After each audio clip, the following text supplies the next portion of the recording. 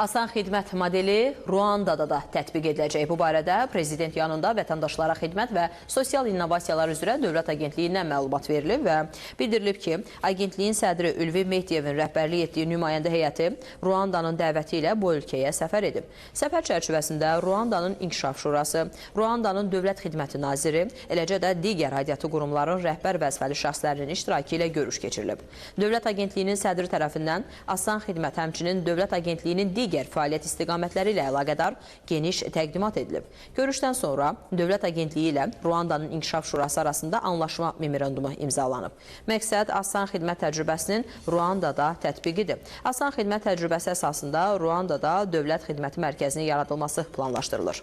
Xatırladaq ki, BMT-nin iqlim dəyişikliyi üzrə çərçivə konvensiyasının tərəflər konfransının ölkəmizdə baş tutmuş 29-cu sessiyası çərçivəsində Prezident İlham Əliyev ilə Ruanda Prezidenti Paul Kagame arasında keçirilmiş görüş zamanı qarşı tərəf Asan xidmət təcrübəsinin Ruandada tətbiqinə maraqlı olduğunu bildirib və bu çərçivədə Ruanda nümayəndə heyəti ölkəmizdə səfərdə olub. Qeyd edək ki, bu ilin iyununda Asan xidmət modeli əsasında Efiopiyada da Mesob Dövlət Xidməti Mərkəzi yaradılıb.